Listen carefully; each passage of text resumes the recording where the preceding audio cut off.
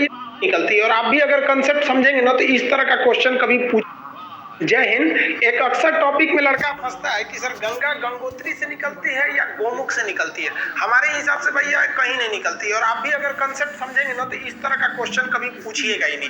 और एक और फंस जाता है, सबसे ऊंचा बांध टिहरी बांध है या फिर भाखड़ा नांगल है। दोनों अपने अपने जगह पे सही है, दोनों की कैटेगरी है। समझते हैं, देखिए उत्तराखंड जो है ये उत्तर प्रदेश से टूट के सन 2000 में अलग हुआ था। उत्तराखंड को बेसिकली दो भागों में बांट सकते हैं। इसका पूर्वी भाग थोड़ा सा छोटा है जिसे कुमायूं कहते हैं, और इस साइड का भाग थोड़ा बड़ा है, गढ़वाल कहते हैं। गढ़वाल जो एरिया है यहाँ बहुत से बड़े बड़े हिमानी का मतलब होता है ग्लेशियर, जहाँ पे बर्फ के पहाड़ होते हैं उसे ग्लेशियर कहते हैं। वहां से कई नदियों का उद्गम होता है। अब इन ग्लेशियर यानी पहाड़ों के ऊपर से बर्फ कहाँ जाता है, तो जैसे जैसे ऊंचाई बढ़ती है प्रत्येक 165 मीटर ऊंचा जाने पर 1 डिग्री टेम्परेचर में कमी आने लगती है। ये कमी क्यों आती है ये एक अलग टॉपिक है। बस इतना समझिए कि जब आप जमीन पे रहते हैं तो आपको कई जगह से उष्मा मिलती है। सीधे सूरज से मिलता है, इधर का दीवार गर्म, इधर का दीवार गर्म, हवाएं गर्म, नीचे का जमीन गर्म, तो कई ओर से हवा गर्मी आते रहता है, तो आपका टेम्परेचर ज्यादा रहता है। जैसे जैसे आप ऊपर जाते हैं तो जो नीचे की अगल बगल का वातावरण था वो तो छूट गया, अब केवल हमको सूर्य की गर्मी मिलती है, इसलिए ऊपर जाने पर टेम्परेचर घट जाता है। टेम्परेचर घटने से जो हवा की नमी होती है, जैसे नमी हमेशा हवा में बरकरार रहती है, गर्मी में दिखता नहीं है, ठंडी में दिखता। हम जब सांस छोड़ते हैं ना तो ठंडी में वो नमी दिखने लगती है, गर्मी में नहीं दिखता है। वही नमी इन पहाड़ों से टकरा कर एक बर्फ का स्रोत बना देती हैं और वही नीचे से पिघलकर नदियों का उद्गम स्रोत बन जाता है। तो नदियों का उद्गम स्रोत पहाड़ी का हिमानी यानी ग्लेशियर होता है। अब जरा ध्यान से समझिए, गंगा इस तरह से निकलती है। ये हम 2 इमेज बनाएंगे, इसमें पूरा जगह नहीं लिखे हैं ताकि कॉम्प्लिकेटेड होगा, आपको समझने में दिक्कत हो जाएगी। जबकि अगर आप दूसरा इमेज देखेंगे तो उसमें हम सारी नदियों का नाम वगैरह लिख दिए, इसको हम आपको स्क्रीनशॉट लेने का टाइम दे देंगे। अब यहाँ समझिए, सबसे पहला जो एक जगह है उसका नाम है बद्रीनाथ। उस बद्रीनाथ में एक जगह है संतोपत हिमानी। बद्रीनाथ के संतोपत हिमानी से एक नदी निकलती है जिसका नाम है धौली गंगा, विष्णु गंगा, और एक साइड से आती है धौली गंगा। तो धौली गंगा और विष्णु गंगा 2 नदियां हैं। ये 2 नदियां आपस में आके मिल जाती है विष्णु प्रयाग में। प्रयाग का मतलब होता है मिलन स्थल। तो विष्णु गंगा और धौली गंगा आके मिलती है विष्णु प्रयाग में, और यहाँ इनकी गहराइयां बराबर हो जाती हैं लगभग। जब 2 नदियों के मिलने के वक्त में गहराई बराबर हो जाए तो उन नदियों का नाम चेंज कर दिया जाता है। यदि एक की गहराई ज्यादा दूसरी की गहराई कम तो नदी गहरी वाली नदी के नाम से ही नदी आगे बढ़ेगी। तो यहाँ लगभग गहराई बराबर हो जाती है विष्णु प्रयाग में, तो नाम बदलकर इस रेड वाली नदी का नाम रख दिया जाता है अलकनंदा नदी। यहाँ से यहाँ तक ये रेड वाली नदी है अलकनंदा नदी। अब इसको ओवरव्यू में समझिए। अलकनंदा आगे बढ़ती है, आगे जाकर एक नदी आके मिलती है जिसका नाम है नंदाकिनी नदी।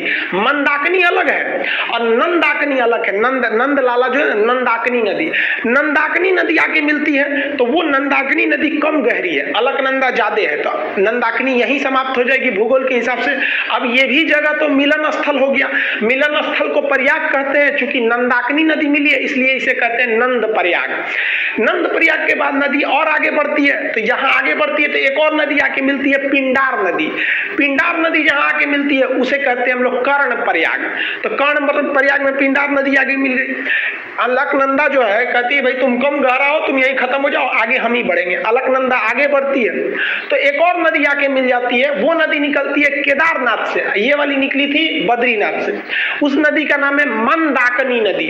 ये मंदाकिनी नदी आके इसे मिलती है, ये जाके मिल जाती है यहाँ पर। मंदाकिनी कम गहरी, ये ज्यादा गहरी, इसलिए मंदाकिनी यहाँ समाप्त। अब ये मिलन स्थल है, इसका भी नाम प्रयाग रहेगा, तो इसका नाम हो जाता है रुद्र प्रयाग।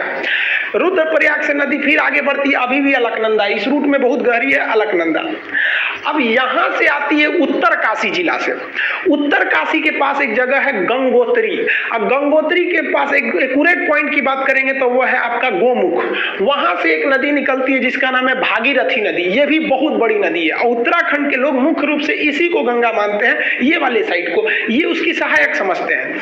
तो भागीरथी निकलती है, तो इस भागीरथी के बीच में एक नदी आके मिल जाती है भीलांगनाई। छोटी सी सी नदी है, कहती है भागीरथी चला यहीं पे खत्म हो जा। भिलांगना इसको लेके आगे बढ़ जाती है और भागीरथी भिलांगना को लेके आगे बढ़ जाती है और भागीरथी जाके इस अलकनंदा में मिलती है देव प्रयाग के जगह पे, और यहां पर दोनों की गहराई लगभग बराबर हो जाती है, तो इसका नाम हो जाता है गंगा।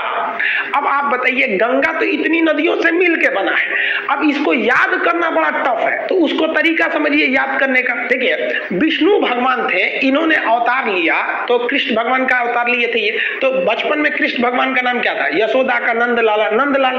तो विष्णु भगवान क्या बने? नंदलाल बने। और ये जब बचपन में थे, आगे बढ़े, तो ये हमेशा इनके कान में बाली रहता था। आप देखेंगे कृष्ण भगवान कान में बाला पहनते थे और गले में उसके बाद रुद्राक्ष की माला। तो लाइन से याद रखिएगा, विष्णु भगवान से याद रखेंगे विष्णु प्रयाग, नंद लाला से याद रखिएगा नंद प्रयाग, कान में बाली पहनते थे तो कर्ण प्रयाग, गले में रुद्राक्ष की माला रखते थे तो रुद्र प्रयाग। और जब इतना चीज कर देते थे तो कृष्ण भगवान का जो रूप हो जाता था वो एक देव की रूप हो जाता था और उनकी वाणी देव की वाणी हो जाती थी। अकेले महाभारत निपटा दिए फाइल अकेले, इन्हीं की तो मतलब उपदेशों को गीता में रखा गया है।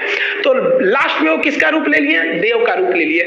यही 5 प्रयाग है जिसे हम पंच प्रयाग कहते हैं, जो हिंदू धर्म के हिसाब से ये पंच प्रयाग घूमना बहुत ही शुभ माना जाता है। उसे अपने जीवन में ये पंच प्रयाग घूमना चाहिए। तो कौन कौन प्रयाग हो गया आपका?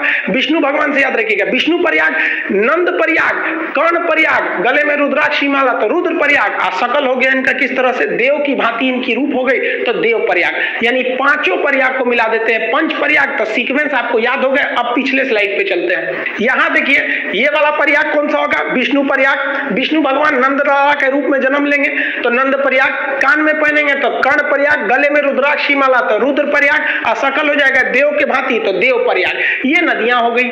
अब आप बताइए देव प्रयाग के आगे गंगा बनती है। तो बीपीएससी में क्वेश्चन पूछा था कि ये भागीरथी तथा अलकनंदा का संगम कहां होता है? तो वो होता है आपका देव प्रयाग में। समझा गया? अब इसको एक बार दोबारा समझते हैं। संतोपत है, हिमानी है बहुत बड़ा, वहां से निकलती है धौली गंगा, विष्णु गंगा। कहां मिलेगी? विष्णु प्रयाग में। नदी का नाम हो जाएगा अलकनंदा। अगली नदी नंद प्रयाग, नदी का नाम रहेगा नंदाकनी, जगह का नाम हो जाएगा नंद प्रयाग। इसे भी अलकनंदा लेके आगे बढ़ेगी और अलकनंदा में आगे जाके मिलेगी पिंडार नदी। अब की जगह कौन हो जाएगा? कर्ण प्रयाग। अलकनंदा फिर आगे बढ़ेगी, मंदाकिनी को ले जाएगी अपने साथ, मंदाकिनी को ले आके मिलाएगी तो हो जाएगा रुद्र प्रयाग। गले में रुद्राक्ष की माला हो गई। अब कृष्ण भगवान के पास यही सब तो चीजें थी, अब देव का रूप ले लेंगे। यहाँ पे भागीरथी आएगी अपने साथ भिलांगना को मिलाते हुए और मिल जाएगी देव प्रयाग में, और यहां से बन जाएगी गंगा। तो देखिए गंगा तो भाई साहब निकलती ही नहीं है, गंगा नदी बनती है इतनी नदियों से मिलकर। तो अगर आप ग्रुप डी खलासी चपरासी गैंगमैन सफाई कर्मी का एग्जाम देते हैं तो गंगा कहां से निकलती है? तो मान दीजिएगा भाई साहब उत्तरकाशी जिला के गंगोत्री के समीप गोमुख से।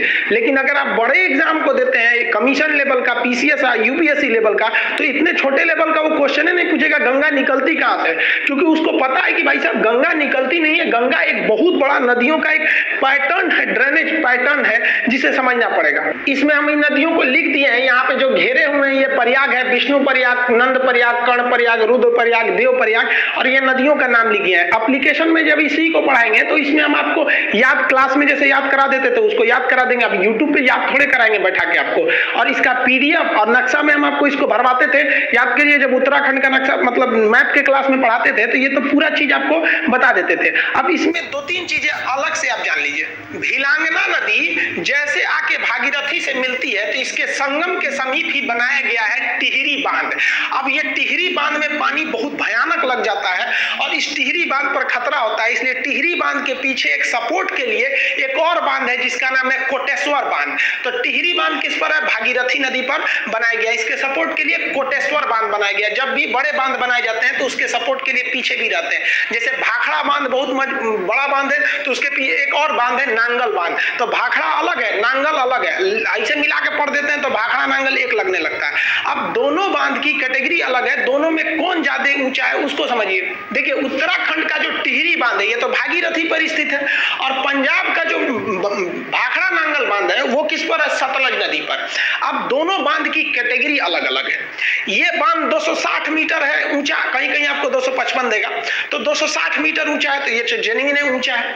ये वाला बांध जो है वो थोड़ा कम ऊंचा है, 225 मीटर ही ऊंचा है। लेकिन दोनों बांध की कैटेगरी अलग अलग है। जैसे कोई लड़का है 6 फीट का और कोई लड़की है 5 फीट की, आपसे पूछा जाए सबसे ऊंची लड़की कौन है, तो इसको थोड़ा कहिएगा कि 6 फीट का, भाई साहब तो कैटेगरी अलग होगा, लड़की में तो 5 फीट को रखना पड़ेगा।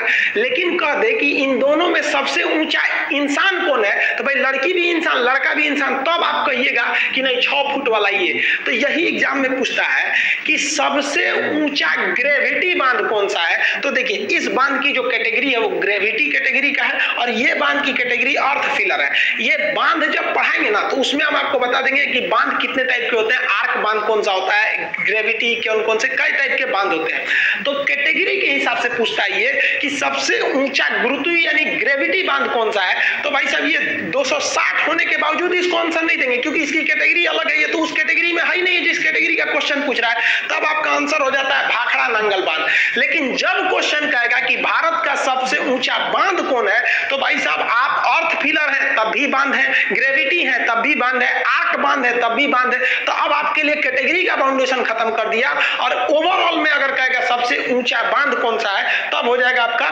टिहरी बांध, लंबा में हीराकुंड अलग हो जाता है वो सब। तो ये समझ में आ गया आपको। देखिए उत्तराखंड के लोग गंगा को मुख्य रूप से भागीरथी को गंगा कहते हैं और बंगाल के लोग भी गंगा को गंगा न कह के भागीरथी कहते हैं।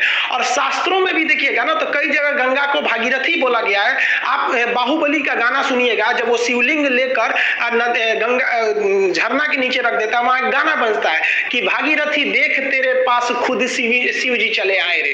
तो आप इसको देखे होंगे ना, शिव तांडव वगैरह भागीरथी बोला जाता है। तो ये भागीरथी को लोग गंगा समझने लगते हैं और उस हिसाब से छोटे एग्जाम में बोल देते हैं कि उत्तर काशी जिला के गंगोत्री हिमालय के गोमुख से निकलती है। जबकि आप ये कंसेप्ट समझ गए, पंच प्रयाग यानी पांचों प्रयाग में कौन कौन सा सीक्वेंस याद करने का आपको हल्का सा यहाँ बता दिए। हालांकि एप्लीकेशन पे तो जब तक आप लोग क्लास के स्टूडेंट होंगे तो आपको पता होगा, ये सब तो पूरा याद ही करा देते थे। कैसे याद रखेंगे प्रयाग का जगह, तो ऊपर सबसे पहले होगा आपका विष्णु प्रयाग, फिर विष्णु प्रयाग के बाद नंद प्रयाग, कर्ण प्रयाग, रुद्र प्रयाग और कृष्ण भगवान का रूप देव की तरह हो जाएगा तो देव प्रयाग। गंगा कहाँ बन गई, देव प्रयाग में बन गई। गंगा नदी जो पहाड़ी एरिया से निकलती है तो यहाँ वाले एरिया में ना जो गंगा नदी, यहाँ मानव बस्तियां बहुत कम है, क्योंकि पहाड़ी एरिया है तो प्रदूषण बहुत कम है। और इस गंगा में ना एक बैक्टीरियोफेज पाया जाता है। बैक्टीरियोफेज एक ऐसा चीज होता है जो हानिकारक जीवाणुओं और विषाणुओं को मार के खा जाता है, इसलिए गंगा जी के पानी में कीटाणु वगैरह नहीं लगते हैं, वो बैक्टीरियोफेज की वजह से। आईबी का एग्जाम दिए होंगे तो पूछा होगा किसके वजह से गंगा